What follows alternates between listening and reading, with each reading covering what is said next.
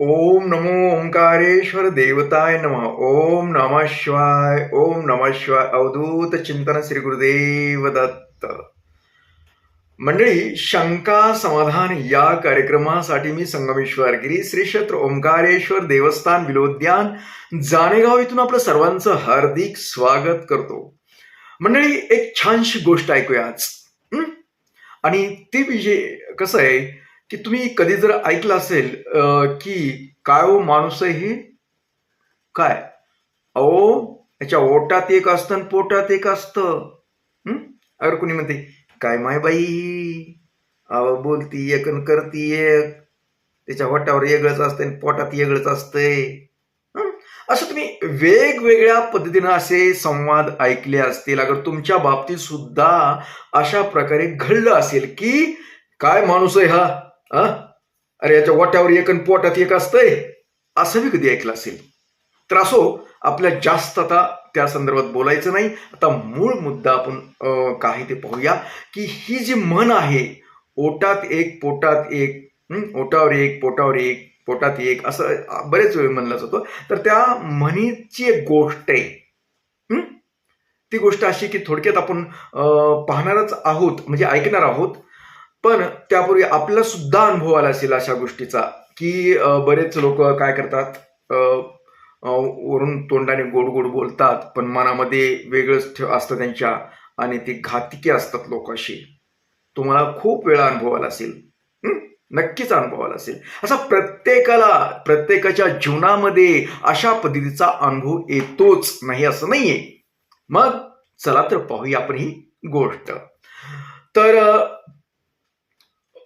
एका कोल्ह्याच्या मागे काही शिकारी लोक लागले ते कोल्हा पकडण्यासाठी. मग कोल्हा असं धावत धावत धावत धावत मागं शिकारी पळत होते, मागं पळत होते. पळता पळता कोल्ह्याला एका जंगलामध्ये एक झोपडी दिसली. आणि कोल्ह्यानं त्या झोपडीच्या दिशेने गेला आणि त्या झोपडीचा मालक बाहेरच होता उभा, आणि त्याला म्हणलं, दादा मला आतमध्ये प्रवेश द्या, माझ्या मागे शिकारी लागले आहेत. त्यानं जा म्हणला. मग कोल्हा त्या झोपडीमध्ये लपला. काय झालं, कोल्हा त्या झोपडीमध्ये लपला आणि तेवढ्यामध्ये गेला. पण त्या शिकारीने पाहिलं की इकडे झोपडीकडे गेलेला कोल्हा पाहिलाय त्यांनी. ते आले आणि त्या माणसाला विचारलं, काय हो दादा, म्हणले इथं कोल्हा आलेला पाहिला का तुम्ही इकडे इकडे कुठं आजूबाजूला?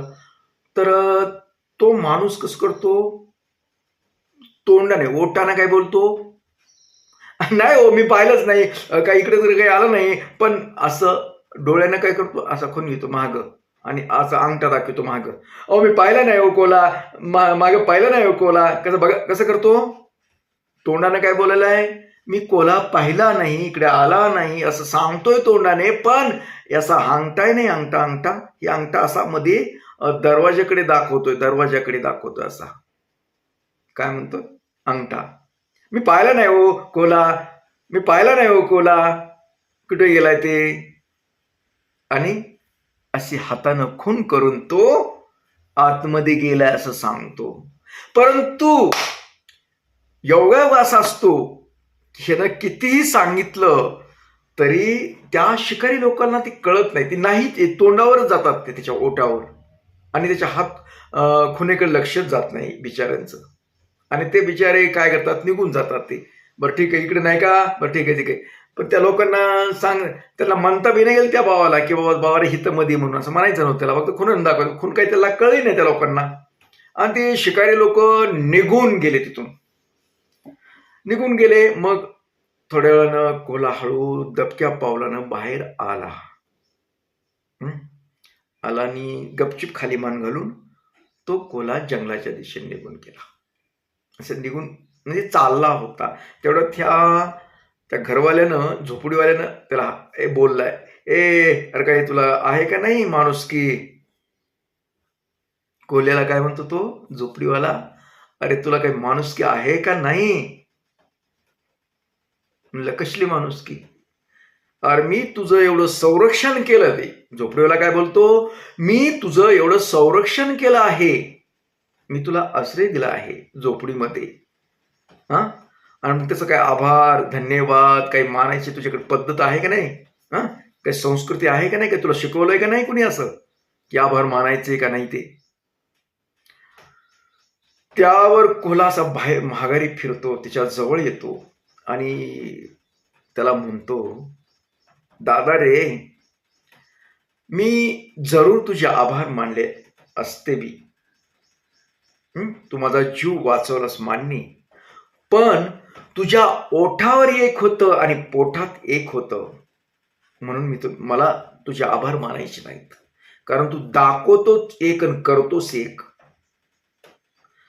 लोकांना काय सांगत होतास?